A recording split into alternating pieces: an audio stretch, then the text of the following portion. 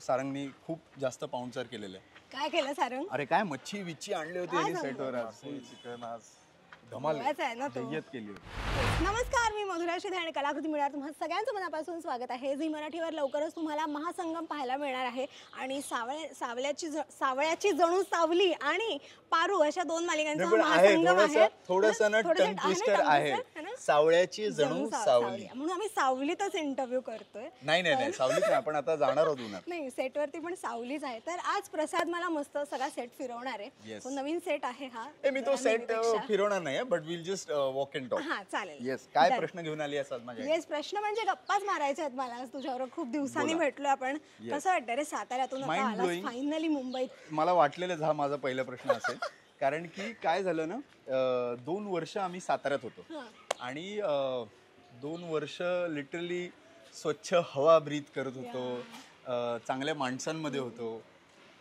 त्याच्यानंतर कट्टू मुंबईत आलं. माझी खूप इच्छा होती मुंबईत यायची, कारण की अगेन मला मुंबई खूप आवडतं प्रचंड. मी मुंबईचा फॅन आहे. मी आय जस्ट लव्ह मुंबईत शूटिंग करायला आणि एक वेगळीच मजा येते. बरं, त्यात गंमत अशी आहे, मुंबईत शूट करताना की कळत नाही पटकन 11-12 वाजले तरी असं वाटतं संध्याकाळच चालू आहे. तर त्यामुळे जरा मस्त वाटतं. आणि थोडंसं मी अजून ॲक्लिमेटाईज होतोय, कारण की तिकडे सगळं म्हणजे तिकडे स्काय व्यवस्थित दिसायचं यार. इथे फक्त पाणी, इथे म्हणजे धूळ आणि त्यात जे मुंबई पूर्ण काय असं मुंबई खोदून काय काय काय चला जरा पुढे. सो असं आहे. सो येस, थँकफुली आम्ही आता मुंबईत शिफ्ट झालो आहोत पूर्णपणे आणि आम्ही इथेच मीरा रोडला शूटिंग करणार आहोत. आणि पण शिफ्ट झाल्या अवॉर्ड फंक्शन झालं आणि त्याच्यानंतर पहिलं जे शूटिंग लागलं ते महासंगमचं शूटिंग लागलं. सो सावळ्याची जणू सावली आणि पारूचं महासंगम सुरू झालेलं आहे 13 तारखेपासून ते 19 तारखेपर्यंत. सो त्यासाठी तुम्ही आलेले आहात सेटवरती. आणि मला तर मस्त वाटतं. आल्यापासून खूप बिझी आहात सगळेजण. बापरे, आणि इतकं गरम होतं. हे मगाशी मला खरं तर ऐकायचं होतं तुझ्याकडून, हे मॅनेज कसं होतंय सगळं एवढ्या गरमीमध्ये शूट? त्याचं माझं हे असं आहे की मी आता मला घरातून बाहेर काढलेलं आहे, तर त्यामुळे ज्या प्रकारचे कपडे तुम्ही बघत आहात ते काय म्हणजे एकदम साधे कपडे आहेत. आणि मी त्याच्यात असं एक ठेवलेलं आहे की मला घरातून बाहेर काढलेलं ना, तर त्यामुळे मी एसी मध्ये नाही आहे, एसी गाडीत नाही फिरतोय, एसी बंगल्यात नाही फिरतोय, तर त्यामुळे मला घाम येतो.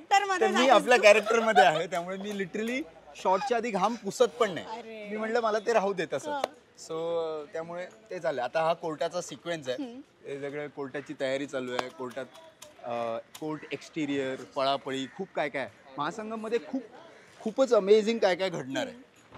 आणि अगेन ते सांगण्यात तुम्हाला काही मजा नाही, त्यामुळे तुम्ही ते प्लीज बघा. जास्त मजा आहे. येस, पण प्रसाद मी ना कायम तुझ्याशी मालिकेच्या निमित्ताने हाय सांगेत. और ये है मेरा भाई. आम्ही परत एकदा एकत्र आलो आहोत. जस्ट आता आम्ही आता सीन करून आलो. हो, आणि एन्जॉय. आम्ही आता जस्ट साताऱ्यात एक महासंगम केला होता, एक 3-4 महिन्यापूर्वी, नाही 4-5 वर्ष, 5 महिने झाले ना, मे मध्ये केला होता. तेव्हा तुम्ही लोक तिथे आले नाहीत, कारण की मुंबईचे रिपोर्टर्स हे मुंबई सोडत नाही असं मला लक्षात आलं. सो बढिया. आणि आज परत इकडे आलो आहेत. परत सारंगनी खूप जास्त पाहुणचार केलेलं आहे. काय केलं सारंग? अरे काय मच्छी विच्छी आणली होती यांनी सेटवर. आज चिकन आज धमाल दैयत केली होती. फुल ऑन एकदम. कसा झाला मग सीन? सीन मस्त झाला. मला काहीतरी सांगायचं आहे. क्रिएटिव्हला मी येतो. एक्झॅक्टली हे असं होत आहे, कारण की महासंगम मध्ये खूप काय काय चालू असतं. सतत सीन इकडनं तिकडे तिकडनं इकडे बदलत राहतात, काय काय होत राहतं. सो या बरं, मला ना आवडेल आज ऐकायला. आपण काय मालिकेच्या निमित्ताने किंवा वेगवेगळ्या सेगमेंट्सच्या ह्याने आपण गप्पा मारतो, पण मला तुझी जर्नी ऐकायची आहे. प्रसादची जर्नी कशी होती इंडस्ट्री मधली? लाईक कधी असं ठरवलं, अशी कोणती ती मुवमेंट होती की ओके तुला आय नीड टू डू दिस, मला हेच आवडतं, मला हेच करायचं? मी ऍक्च्युली हे बरेचदा बोललोय, पण मी लहानपणापासून थिएटर करतोय. जवळजवळ मी 5वी पासणार. आणि त्यात म्हणजे ऍक्च्युली क्रेडिट गोज टू माझी आई आणि तळेगाव दाभाडे. मी लहानाचा मोठा झालोय. सो तळेगाव दाभाडेमध्ये एक संस्था आहे, कलापिनी नाट्य संस्था नावाची, जी खूप जुनी संस्था आहे. भालजी पेंढारकरांच्या काळापासून, म्हणजे बरेच जणांनी तिथे प्रयोग केलेले आहेत. आणि तर त्या संस्थेत मी लहानपणापासून होतो. लिटरली व्यक्तिमत्व विकास शिबिरांपासून मी होतो आणि 5वीपासूनच मी जवळजवळ बालनाट्यांमध्ये काम करत होतो. 8वीमध्ये मी आय थिंक सो माझं पहिलं राज्यनाट्य केलं होतं. सो 10वीपर्यंत आय वॉज क्लिअर की काही झालं तरी मला या क्षेत्रातच काम करायचं आहे, मला ॲक्टरच व्हायचं आहे हे माझं ठरलं होतं. सो मग तेव्हापासून ती वाटचाल सुरू झाली. मग मी तळेगाववरून पुण्यात आलो. पुण्यात मला माझे गुरु भेटले. म्हणजे कलापिनी या संस्थेनी कसं ती हौशी संस्था आहे, तर त्यामुळे ती तिथे प्रोफेशनली काम असं म्हणजे असं कोणी या अँगलनी येत नाही की मला आता या क्षेत्रात काम करायचं. ती हौशी संस्था आहे, काम सांभाळून नाटक करणं असं त्या संस्थेचा अजेंडा होता. पण मी जेव्हा योगेश सोमणांना भेटलो तर त्यांनी मला असं वाटतं ना, माझ्यामध्ये आज जे काय अभिनयाचे जे काय गुण असतील ते मला त्यांच्याकडून खूप जास्त मिळाले. सो येस, मग योगेश सोमणांकडे होतो मी जवळजवळ 4-1 वर्ष. त्यांच्याकडे राहून शिकत होतो, कधी कधी घरीच असायचो त्यांच्या. आणि मग नंतर मग मी मुंबईत आलो. सो मुंबईत आल्यानंतर मग मी फिल्म्सला असिस्ट केलं काही 3-1 फिल्म्स असिस्ट केल्या मी भीमराव मुडे सोबत. आणि मग त्याच्यानंतर महाराष्ट्राचा सुपरस्टार ही स्पर्धा आली माझ्यासमोर आणि that's how I got it. आणि मग त्याच्यानंतर काय मालिका ते आय थिंक बघताय. क्या बात आहे. पण मग ते जे कसं पहिलं असतं ना, पहिलं प्रमोशन असू दे किंवा पहिलं फोटोशूट असू दे, इंडस्ट्रीत आल्यानंतर सगळं सुरू झाल्यावर अशा तुला पहिल्या काय गोष्टी नवीन कळल्या अरे की अच्छा ओके हे असं पण असतं. भारत पवारनी आमचं पहिलं फोटोशूट केलं होतं महाराष्ट्राच्या सुपरस्टारचं. तर तो पोर्टफोलिओ म्हणजे माझा सगळ्यात पहिला पोर्टफोलिओ तो होता ऍक्च्युली. त्याच्या आधी जे फोटो काढले होते ते तळेगावातल्या एका फोटो स्टुडिओमध्ये जाऊन काढलेले नाही का, हिरव्या पडद्यावर. किंवा तो एक हे माहितीये तुला, तो असा एक स्टूल असायचा रंगबिरंगी आणि त्याच्यावर असं उभं राहून वगैरे, तर ते मी काढले होते.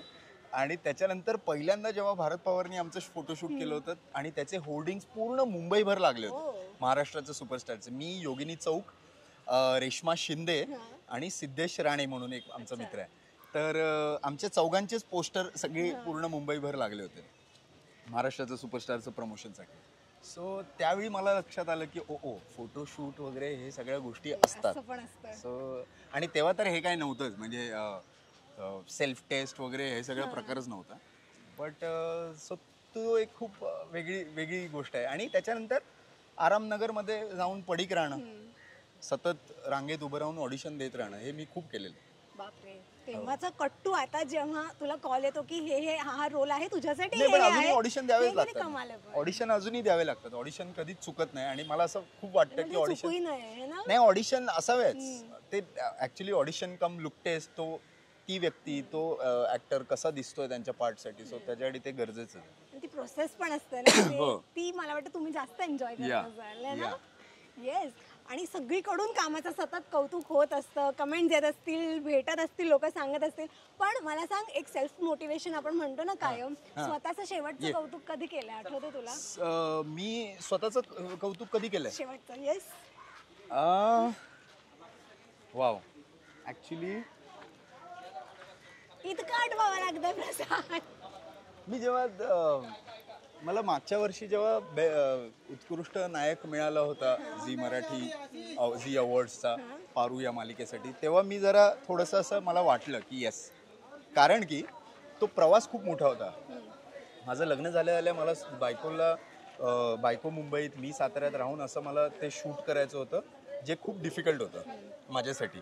कारण की मला वाटलं आता लग्न झालं तर आम्ही एकत्र असणार आहोत, ते नव्हतं. तर तेव्हा मी खूप हे होतो की रिलेक्टंट होतो की यार कसं जमणार मला काय. त्या सगळ्याचं फळ जेव्हा मला ते अवॉर्ड मिळालं, आय थिंक सो, तेव्हा अमृतानी मला जाणीव करून दिली की बाबा यू हॅव अर्न्ड इट. आणि पण ते अगेन मला तरीही वाटतं की तिचं जास्त श्रेय आहे त्याच्यात. अरे खरंच मी उगाच बोलायसाठी वगैरे म्हणत नाही, पण तेव्हा असं वाटलं होतं की येस आपण काहीतरी केलेलं आहे अचीव. मालिकेतले काय काय असे शब्द असतात ना, की असे चंद्र तारे आणि असे काय काय असे मोठे मोठे सीन्स येतात ना, त्याच्यातले असे वेगळे जे डायलॉग्स असतात की जे आपण फक्त आणि फक्त स्क्रीनवरती ऐकतो, ते खऱ्या आयुष्यामध्ये कधीतरी नाही वापरले जात. तुला मालिकेच्या निमित्ताने असे कोणते शब्द किंवा असे डायलॉग्स इथे तू म्हणालास जे तुला वाटतं अरे हे रिअल लाईफ मध्ये कधीतरी वापरलं पाहिजे? ऍक्च्युली तसं नाही, मी रिअल लाईफ मध्ये अजून खूप चांगले डायलॉग मारतो त्यामुळे. बट जेन्युअनली मला मालिकेमध्ये काम करताना कधीच असं होत नाही की अच्छा हे वाक्य हे कसं म्हणू हे मी कसं म्हणेन.